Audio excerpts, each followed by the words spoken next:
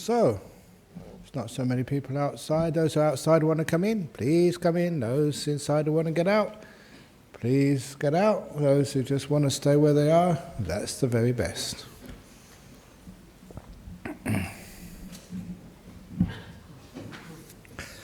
Know that some people have to leave to go to the toilet. And it reminds me, I told a story on the way here. When I was in northeast Thailand, we were going on a long bus ride over the northeast of Thailand, maybe 6 or 7 hours. And the head monk, it was a monk called Ajahn Brahm, he said, we haven't got time to do toilet stops. So he came down the bus and handed every monk about 3 plastic bags and some rubber elastic bags. This gross idea. He said, well, just in the bus, you're monks, just in the plastic bag, rubber band, and then we can get rid of it on the destination. So that's a good idea for Dhammaloka Centre, Friday night. No, oh, come on. And even the monks we rebel say, no way, stop the bus.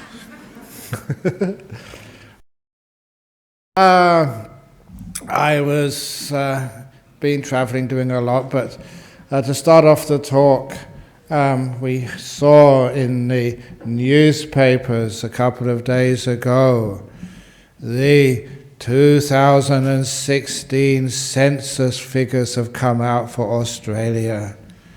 And there we found out the number of Buddhists as population has declined by 0.1%. It used to be 2.5% and now it's gone down to 2.4%. So I've got the sack. My productivity bonus has gone down. I have to work harder. But we're not in here for numbers. And anyway, talking with our president, it is so true that because, we don't ask people to identify with anything, who are you?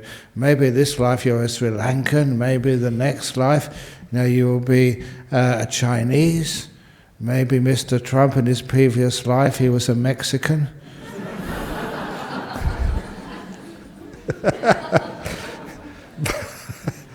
But, so we don't try and identify, which is one of the reasons why many people who come here or go to Buddhist centres or meditate and read Buddhist books, they don't identify with anything.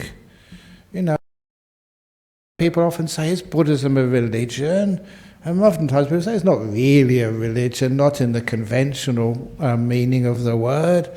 So I'm sure that all of those people who put down no religion in the census, that's ours, they're Buddhists. So the truth of the matter is that we've actually increased in numbers. I think it was about 34%, was the biggest number, more than the Catholic. The Buddhists have got the Buddhists and no religion, it's all the same, we got the most. So that's why I'm going to award myself extra fish and chips and mushy peas. But that was something which I remember reading. There was a very smart young man at Sydney University many years ago. And when they had the elections for their student union, they all had to have a platform, and he started in Sydney University what he called the Apathy Party. People who are apathetic, didn't care about anything. It's too apathetic to even vote. So when only about 40% of the student population actually cast a vote for president of the Students' Union, and 60% didn't vote for anybody, he claimed those 60% as his, because he was standing for the Apathy Party. 60% were too apathetic to vote. There's a wonderful little argument to try and become the president. I thought he should win, but anyway, it didn't work.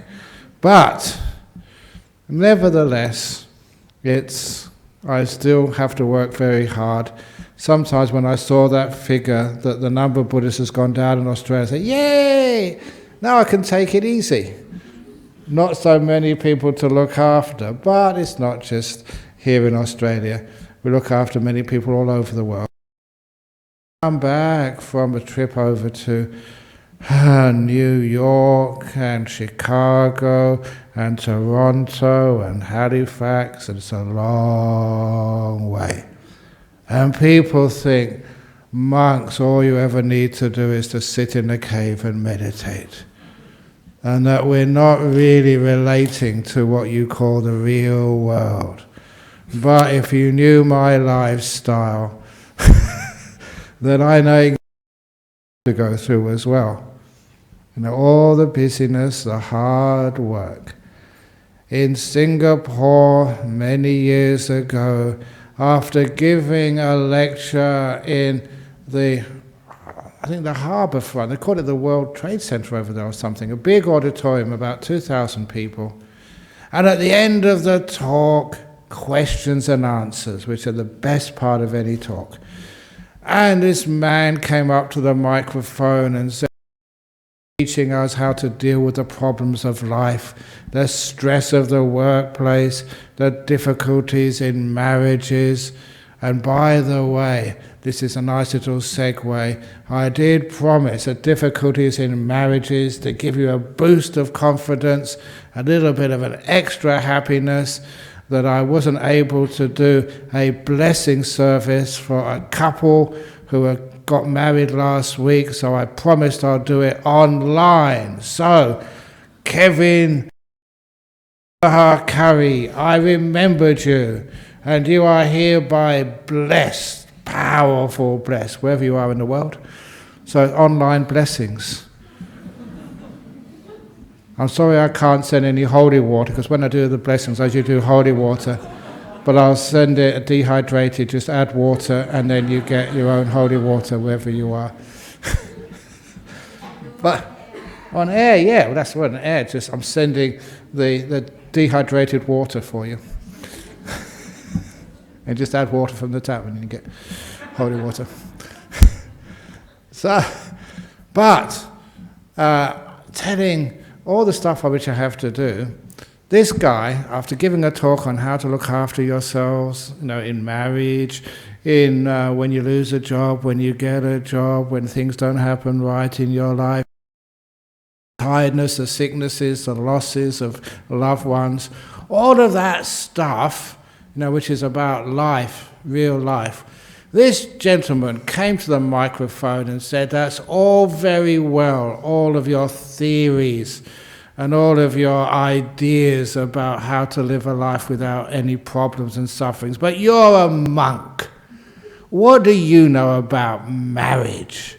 You've never been married. What do you know about kids? You've never had a kid. What do you know of going to work and living with bosses? You never had to go to work. So all you say is all very well, but it makes no sense. You've got no authority. And that's when I stood up. If people are going to be like that to me, I can give as good as I got, even better. And I said, sir, do you know what today, just this day, I was up at 4 o'clock in this morning. What time did you get up? And I was working all day. I listed all these things I'd done just that day, and it was about 10 o'clock at night.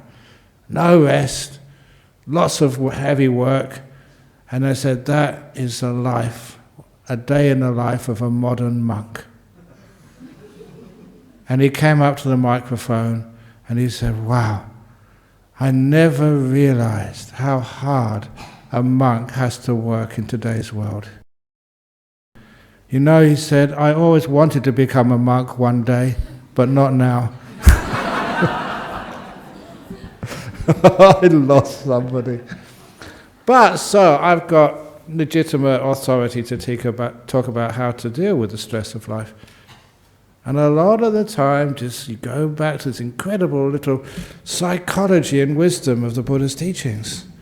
And in particular, you know, you see this on some T-shirts when it's nice weather, just be kind, be gentle.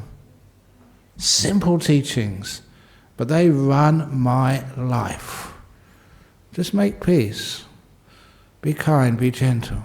So when you're going on these long trips overseas, on these aircraft, all the way to New York, and as soon as you get out, you get frisked.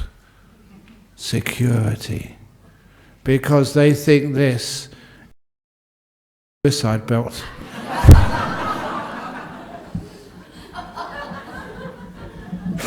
It's not, it's a fact. But what do? You make peace. You don't get upset and angry. It's just life. What's the big problem? You're just making peace with things and being kind and enjoying. Just know the people. And honestly, that when I did get frisked like that and I didn't really react, they got very friendly and, where are you from? And have a wonderful time in the United States. It was just so kind to me. When you are kind to them, everybody picks it up. That just making peace, being kind and being gentle. And of course, you're tired and exhausted, but that's part of life. Nothing wrong with being tired. Tiredness, the door of my heart is open to you. Come in. And then tiredness is not a big problem. Because as I was taught by the great Ajahn Chah, and as I understand from all those studies of the Buddha's teachings, and also, most importantly, by your own practice of the Dhamma, it's not experience is the problem, but how you react to it. So if you think, I should not be tired, if I am tired, I'm not going to perform very well in the talk this evening. If I'm very tired, I can't even remember the punchlines to my own jokes. If I start thinking like that, you get more tired. You get more negative. You find in life, it's not what you experience, but how you react to it. That is the problem. And so, if you're tired, just tired. You fall asleep during your talk, you fall asleep. If I fall asleep during my lunch, my head just goes into the bowl and gets all covered with my... It's never happened to me yet. Come close a few times. But part of life, so you don't expect anything else. And just when you were in New York, it was so hot. They were going through a heat wave in the east coast of the United States. And because they're going through a heat wave, it was so hot and I was sweating and I became so homesick for Perth. Nice and cold and chilly.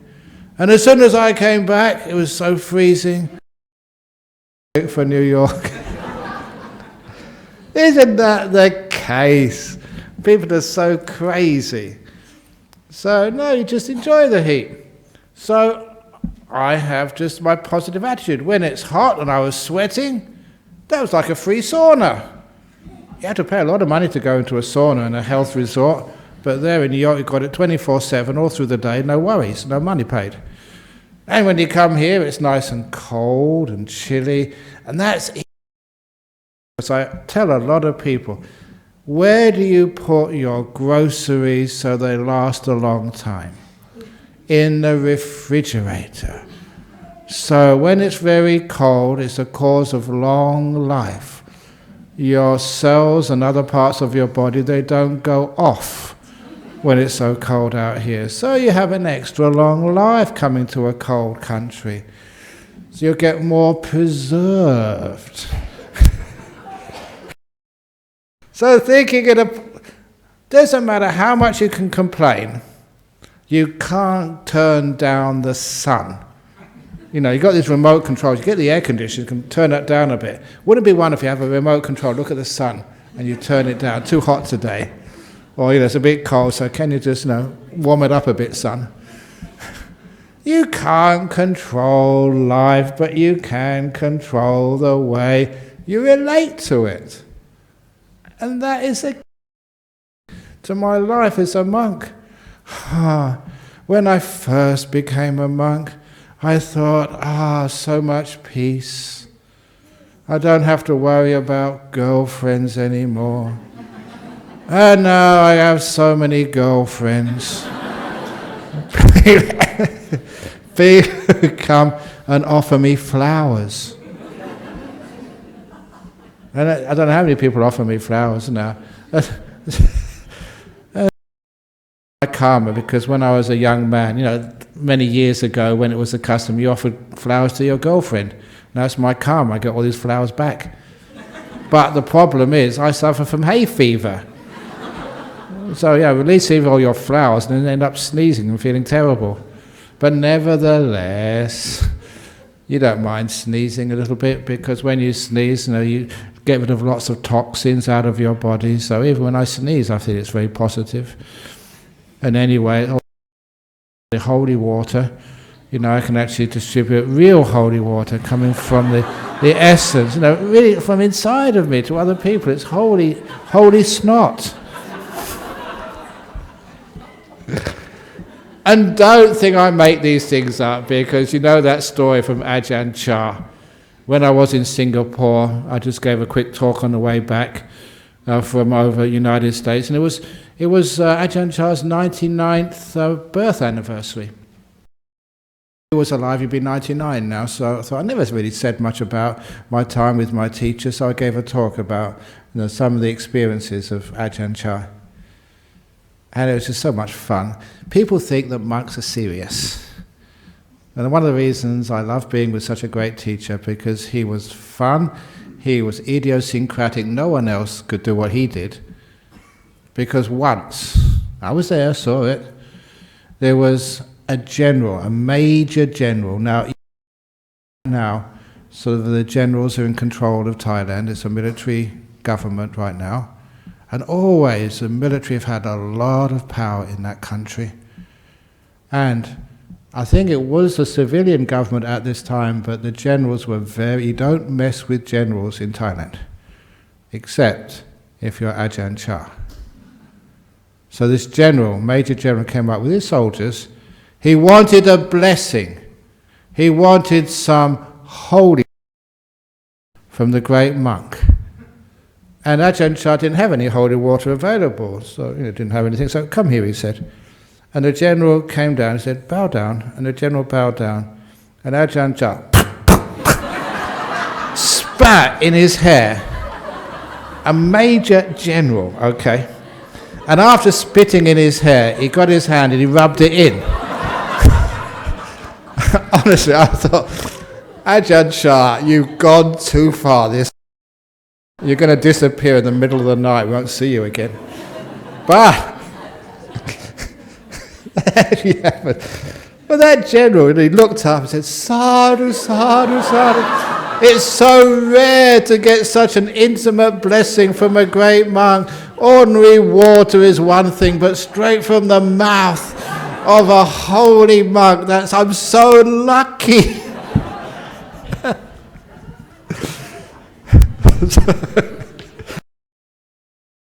With a monk like that, he was laughing all over his face, but the general brought it and just went away very happy after leaving quite a big donation. So if anyone you want a real blessing, come up here.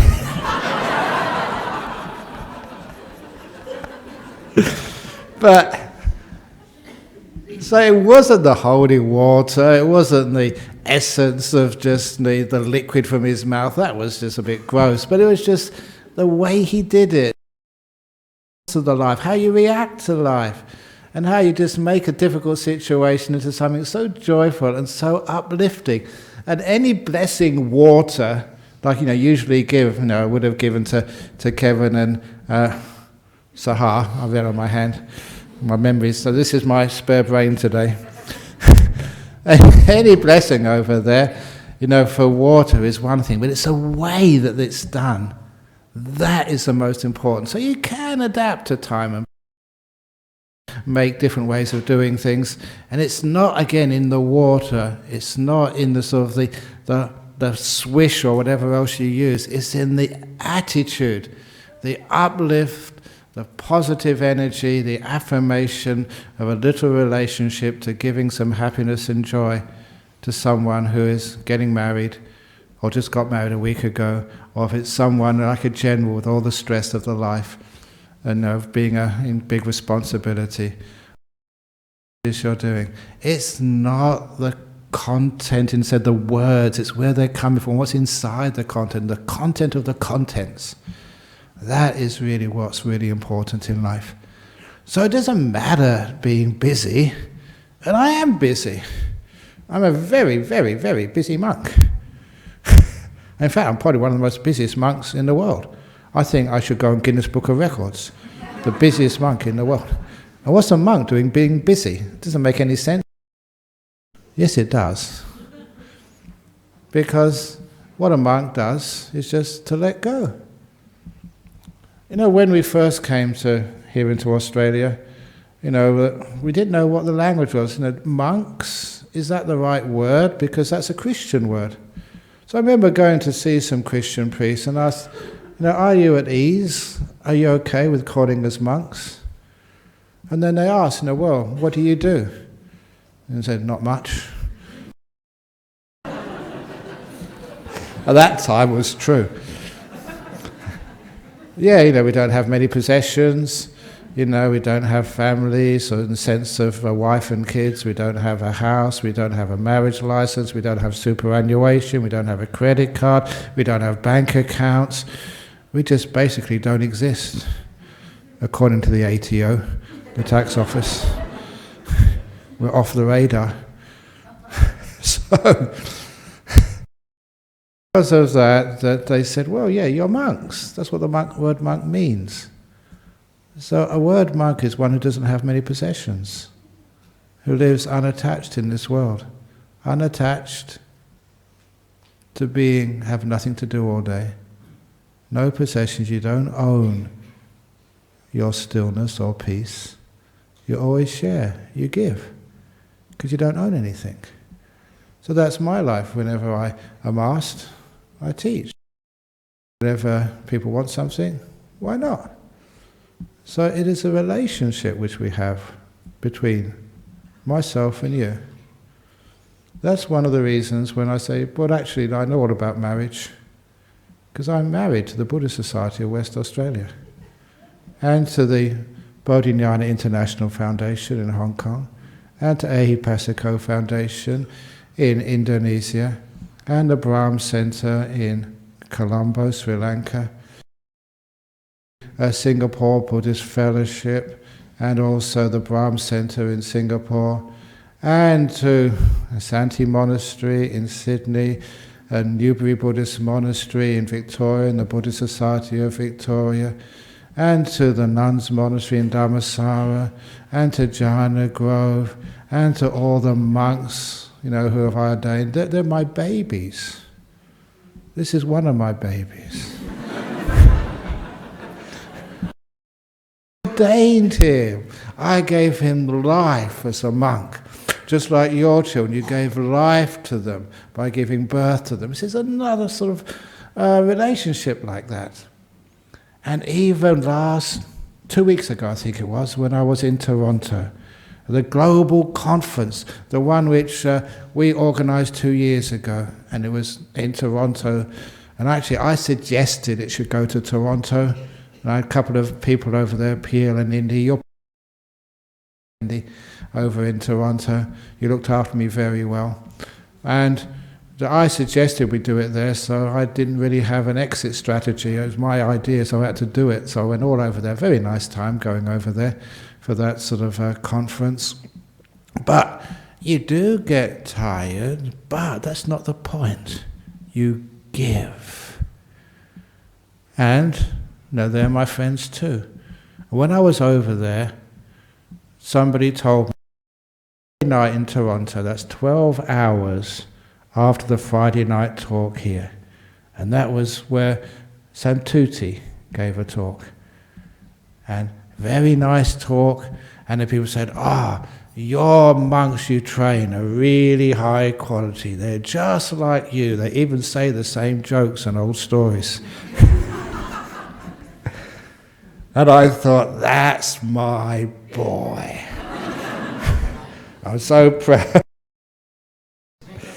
And when the nuns come and give talks, like many of the people from Hong Kong and from Indonesia went over to see Dhammasara, they're my daughters.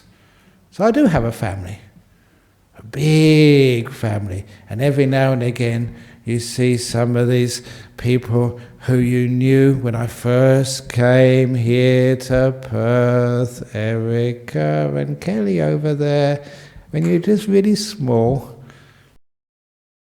teaching you about little meditations, which apparently you still do. That was in the days of Magnolia Street Temple in North Perth. And when they were little kids, you can't teach kids about dependent origination and Four Noble Truths. So they did this beautiful meditation. I think you said last time I saw you were still doing it. Sitting down in this little hall, getting your body relaxed, and imagine yourself floating outside and floating through the roof of this little number 4 Magnolia Street, over the houses, over the beach, over into the ocean, your own personal place in the ocean, and you land in that ocean and you just float. It's warm, it's not cold, and it's so safe and so nice, and you look around and there's no one around, every direction. It's your special place. And you can feel just the soft wind blowing across your face. And you can just relax and no one is asking you to do anything. You're totally at peace in your special place over in the Indian Ocean. Totally free and content. You can really relax, and after a few minutes, now's the time to come out. Imagine yourself floating over a place in the ocean. Floating over the ocean, you can see the beach, and you can see the houses over the beach, over the houses, and into the Buddhist temple, and you go through the roof and back into your body. You're back again. Do you still do that? You remember that, Erica? You don't. No. But you remember that? No. Kelly? No. I remember on it. Every now and again. But, you know people for such a long time, they're like family. And it's great sort of, having that sort of wonderful connection with people, the family, where you can care for one another and you can give. And in times of difficulty, just like the monk is like another part of your family. It's like a little godfather. But no, don't believe in the gods. It's like a Dhamma father, like a Buddha father and a Buddha mother. And it's really, really helpful. Just like that time when this Sri Lankan girl came up to see me. And she said, Ajahn Brahm, I need to talk to you. Yeah, what's the problem? She said, big problem. What is it? She's about 16, 17. She said, I'm pregnant. I said, have you told your mum and dad yet? He said, no, they'll kill me. That's why I came to you. Can you tell them for me, please? So that's my other job, to get you out of trouble with your parents. But that is part of the joy of being a monk, especially a senior monk. The amount of happiness and joy you can do, because you got some respect, you got some trust, which you can really use in order to solve some of the problems in this world, even the little problems. It's not what I expected I'd ever do as a monk when I first became a monk, but now you really enjoy it. It doesn't matter how much work you do. You don't get stressed out if you enjoy that work. But as soon as you complain, why me? Why do I have to do this? This is not fair. Just like this morning at Jhana Grove.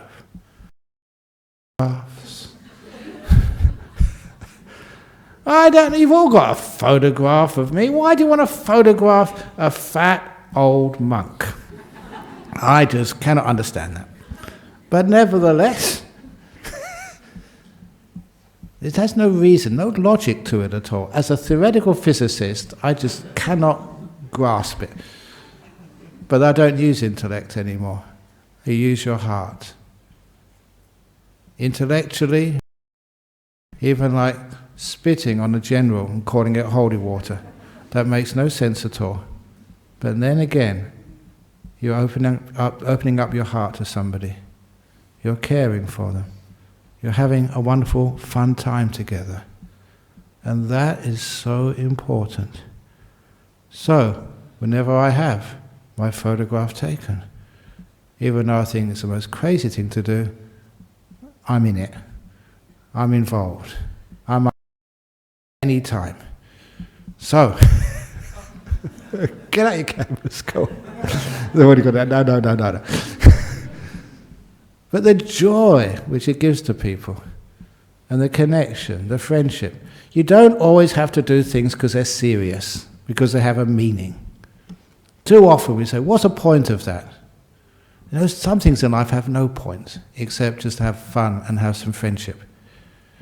Just like I was also saying this morning, you know that yes, you know you got a bit of a suicide belt on your tummy, but I was here one day standing just by the door of the reception area. And it must have been, I think, Chinese New Year, somewhere around then. And this woman came in, quite elderly Chinese, took one look at me, a monk with a fat tummy, rubbing it for luck.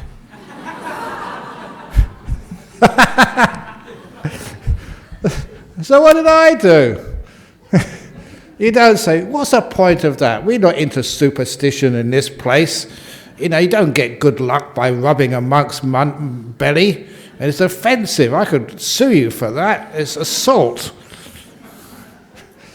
But that's not how you learn to be and to train in Buddhism.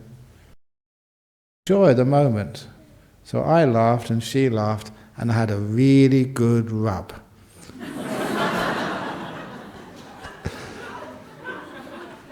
And I suggested that, there's always, need to raise funds for this or raise funds for that. People shave their hair off for cancer. And I volunteered to do that. I'll shave my hair for cancer, but I've got no people donating because I do it all the time. But what I can do is belly rub for the Cancer Foundation. Wouldn't that be a good idea? You could sort of 1 minute for, maybe $100 for cancer. No meaning to it. It's like it gives some joy and happiness in this world. And of course, where is the joy and happiness in this world these days? It's so rare that people can just have fun together without alcohol, without some drug. A nice evening at this place here, laugh a lot, and get a little bit of wisdom at the same time, and understanding. Don't be so serious. Put joy and fun into your relationship. Kevin and Saha. Have some fun, laugh together. Don't take life so serious. If it's your wife's birthday, give her some holy water.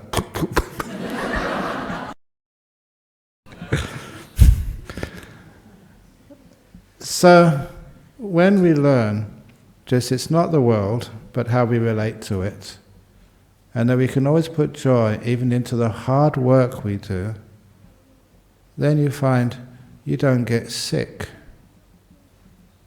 Sometimes that I look at my lifestyle, and I should be sick. The amount of stuff which I do, not sleeping enough, always not having time to get to the toilet, as you all know. Sometimes I have to insist. No, I have to go to the toilet. And they say, oh, no, just one more photograph.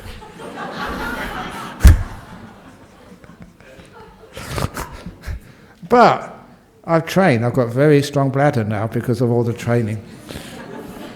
And also just being able to smile. How can you smile? Shots? So easy. It's training. Every morning, 10 push-ups. 1, 2, 3, 4. So the muscles get strong enough. So you can smile at will any time. Why not? Every now and again, I think I did this demonstration, where was it? I think it was in Tibet House in Manhattan recently. I said, people ask me, what about like compassion for oneself, which is really important. We all know about compassion for others, kind to others, but sometimes you get a bit dry, you need a bit of kindness for yourself, and if you can't get it from anybody else, you can have some self-compassion. And so I asked everybody, and you can actually follow what I'm doing. Those of you who want to, put your arms out. Go, put your arms out. And then just bring them in, just follow me.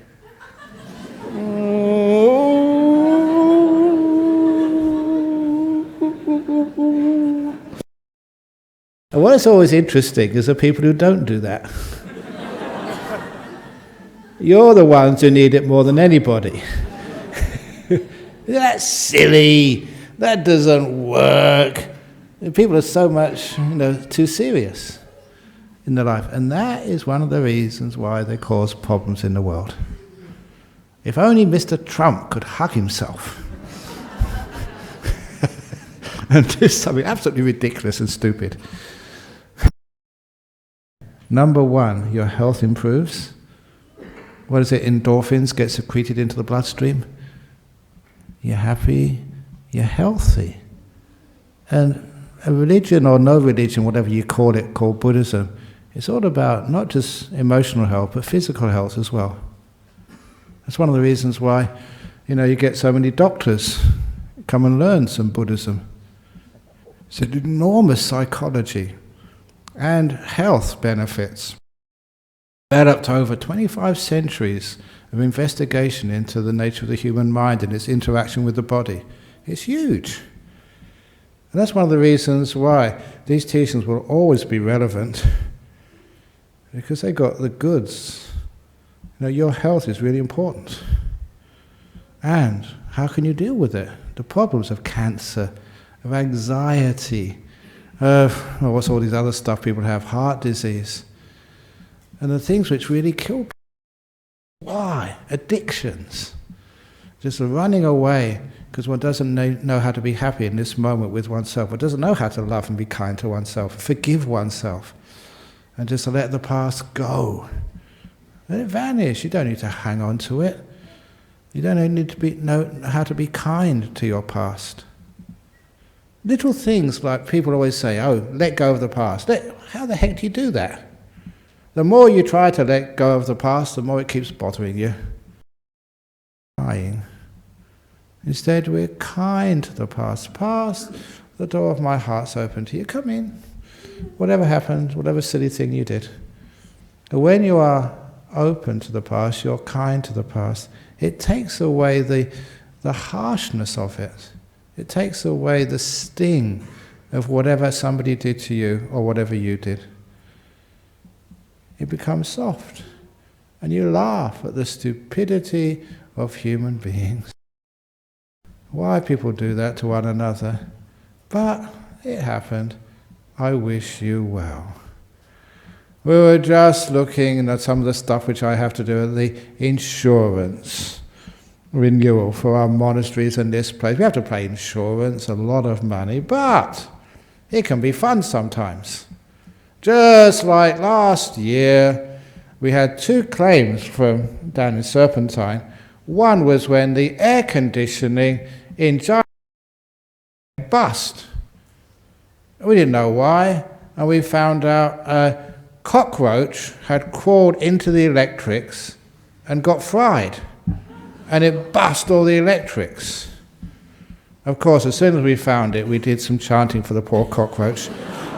Dying in a retreat centre must be really good karma. If you're going to die anywhere as a cockroach, next to all these great meditators, that was pretty cool for the cockroach. But we had a bill for about $5,000. And so, wow, how can we pay that? So our secretary rang up the insurance agent and said, is our air conditioning covered for cockroach fryings? And apparently she said, I don't lay hard, she's here listening, said, well actually, I never heard that before. We never come across that. But they looked in there and said it was covered, so we got it all back. So you should know that if ever your air conditioning gets, which actually is covered in most policies. And the next one which happened last year, our workshop got burgled. In a monastery. Isn't that really bad karma to steal from holy monks? You know, stealing from ordinary people, that's pretty bad karma, but to steal from holy monks, wow, that's terrible. Is it? No, because that was also covered by insurance. And you know, if anyone knows about tools, you know that the money we got back from insurance, we could actually buy new tools, much better quality, you know, more up to date, and still came out with a profit. So if that burglar is listening anywhere, it's about time you came back, because we need the tools. I hope the insurance people aren't listening to this. But these things happen in life. And what do you do with them? You've got a choice. You know, burglars they exist. So what can you do? You can either get really upset and angry, and then the burglar doesn't just steal your tools, the burglar steals your happiness as well. You don't have to let them do that. A car crash can ruin your car, but doesn't need to ruin your happiness. You can always take a bus. You can always walk, and you become more healthy. Woohoo! Thank you, burglar, or thank you, car person, for banging into your car so you can't drive it for a week. It's amazing just how you can see so much benefits no matter what happens. For example, just before I became a monk, we were in love. And then, she dumped me. If I find that girlfriend now, thank you so much. Thank you for dumping me and go with somebody else. If you hadn't have dumped me, I would have never became a monk. Oh, so thank you. It doesn't matter what happens in life, it's what you make out of it. And you know that, stop pretty quickly, that's the essence of the Buddhist law of karma. People always think karma is just so negative. If the reason why I have to work so hard in this lifetime because I was the laziest monk ever in my previous life, now I have to make up for it. Though that's not how karma works. The reason I suffer from hay fever is because I punched holy on the nose, and now my nose is no good. That's not how it works. How it works is, this is your life. This is what you've got right now. What are you making of this? You know, you may be paraplegic. Like the poor brother-in-law of one of our monks had a car accident. You may have a cancer. You may be single. You may be married. Have this problem or that problem in your life, looking after your mother. That is life. Now what are you doing with it? You have a choice. You can complain, you get negative. Why do I have to work so hard? Why is it just so tough travelling from place to place and getting jet lagged. And as soon as you arrive, you have to teach a retreat for you guys.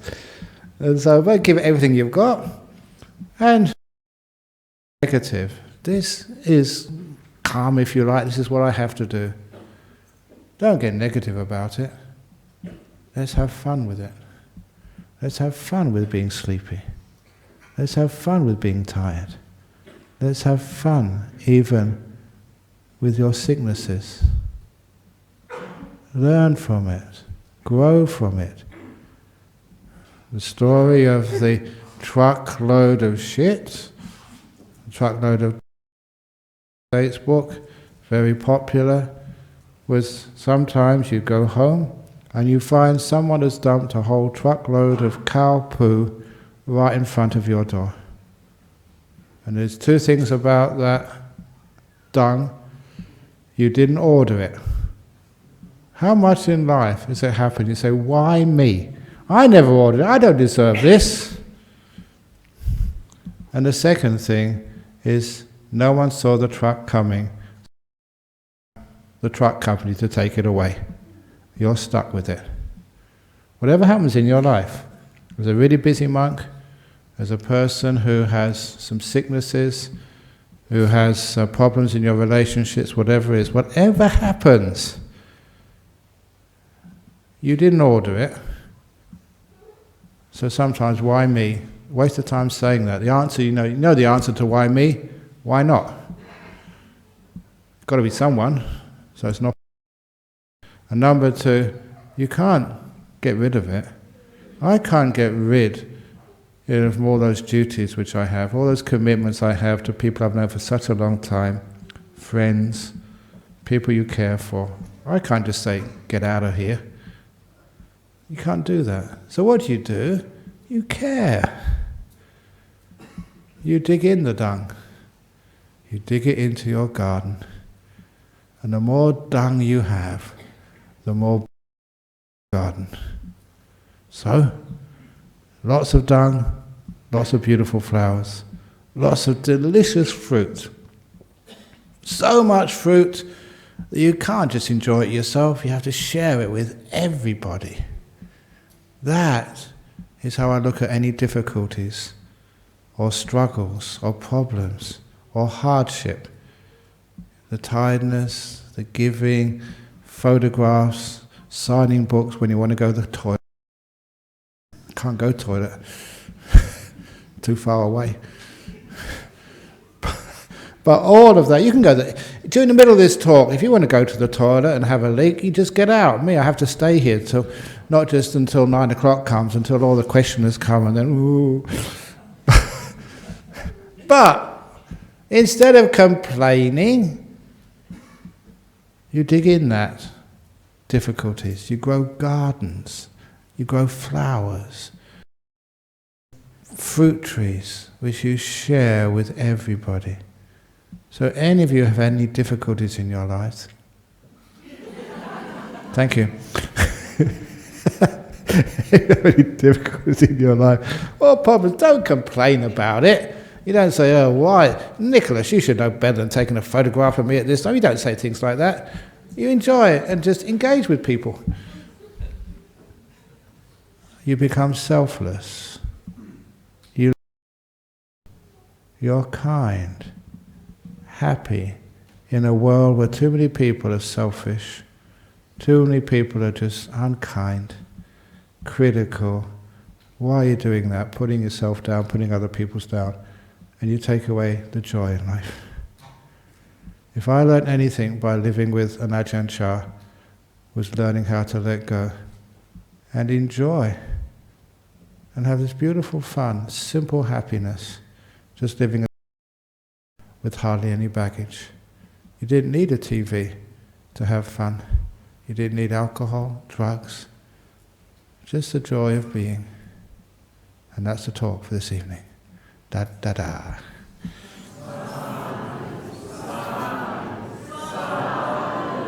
Oh, come on, that's pretty weak. Do it properly. Like all those people in the Vijnana Grove retreat, I've been training you for the last week. Come on now. Sadhu. Sadhu. sadhu, sadhu. Okay, I think this is some Christian revival meeting. Anyway, now is the time for the questions. Okay, what have we got today? Any questions from? Everyone's leaving. Bye-bye. Is it nothing on the internet?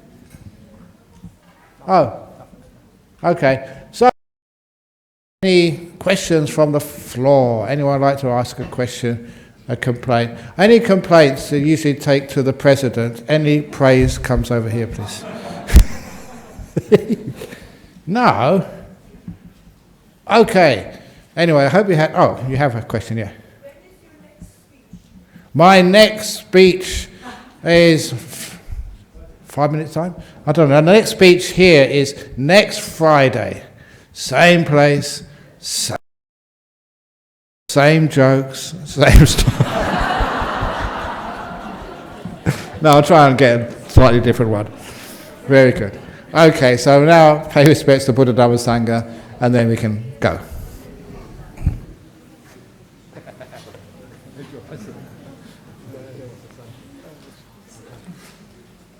Arahang Samma Sambuddho Bhagava Buddhang Bhagavantang Abhivademi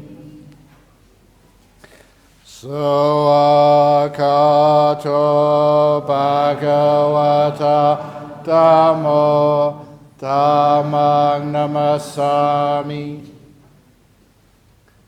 Supatipano Bhagavato Sawaka Sangho Sanghami.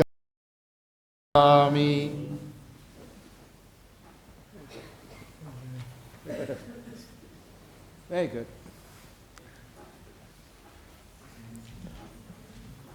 Okay.